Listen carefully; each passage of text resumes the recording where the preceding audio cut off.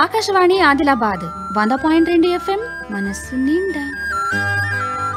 ఆధునిక తెలుగు సాహిత్యంలో ఆయనతో విశిష్ట శైలి, రచనలో వైవిధ్యం, గీతాల్లో మాధుర్యం తొణికిసలాడుతున్నది. తెలుగు సినిమా పాటలను పరిపుష్టం చేసినటువంటి మహాకవుల్లో ఆయన ఒకరు. ఆయనే ప్రముఖ కవి దాశరథి. కవి రచయిత దాశరథి కృష్ణమాచార్య గారి వర్ధంతి సందర్భంగా పాత్రికేయులు, రచయిత, సాహిత్య పరిశోధకులు, ఆకాశవాణి న్యూస్ రీడర్, అనువాదకులు, హైదరాబాద్లోని తెలంగాణ సారస్వత పరిషత్ ప్రధాన కార్యదర్శి అయినటువంటి డాక్టర్ జె చెన్నయ్య గారు ఫోన్ లైన్ లో మనతో పాటు మాట్లాడేందుకు సిద్ధంగా ఉన్నారు. చెన్నయ్య గారు నమస్కారం అండి. నమస్కారం అండి. చెప్పండి సార్. దాశరథి మహాకవి 1925 జూలై 22న జన్మించారు.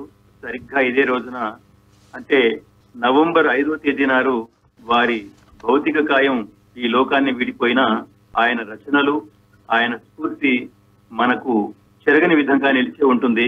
మహాకవి దాశరథి కృష్ణమాచార్య కవిగా, కథకునిగా, నాటకకర్తగా, అనువాదకునిగా, వ్యాసకర్తగా, చలనచిత్ర గీతకర్తగా, స్వీయ చరిత్ర రచయితగా, తెలుగులో గజల్, దుబాయి ప్రయోక్తగా, వక్తగా, విద్వద్ విమర్శకునిగా వివిధ ప్రక్రియల్లో 30కి పైగా రచనలు చేశారు. నిజామును సాహసోపేతంగా ఎదిరించి కఠిన కారాగార శిక్షను అనుభవించిన యోధుడు దాశరథి. తిమిరంతో సమరం అని ఆయన రచన పేరు. ఆనాడు నిజాము కాలం అనేది నిజాం సంస్థానంలో తెలంగాణ స్టేట్ లో అదొక తిమిరం లాంటి కాలం. అటువంటి తిమిర సదృశమైన కాలానికి దాశరథి ఎదురీది నిజాం పైన పోరాటం సాగించారు. అంటే తిమిరం పైన సమరం ఆయన చేశారు. ఓ నిజాము పిశాచమా కానరాడు, నిన్ను బోలిన రాజు మాకెన్నడేని, తీగలను తెంపి అగ్నిలో దింపినావు నా తెలంగాణ కోటి రత్నాల వీణ అని దాశరథి ఆనాడు నిర్దించారు. ఆయన కవిత్వంలో అంగారాన్ని, శృంగారాన్ని పండించిన సవ్యసాచి.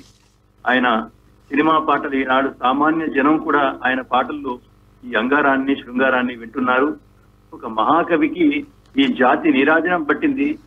ఆయనకు ఆగ్రా శ్రీ వెంకటేశ్వర విశ్వవిద్యాలయం గౌరవ డాక్టరేట్ ప్రదానం చేసి గౌరవించాయి. కేంద్ర సాహిత్య అకాడమీ అవార్డునిచ్చి గౌరవించింది. ప్రధానమంత్రి చేత తామ్రపత్రం ఆయన స్వీకరించారు. ఆనాటి ఆంధ్రప్రదేశ్ ప్రభుత్వం ఆస్థాన కవిగా ఆయనను గౌరవించింది.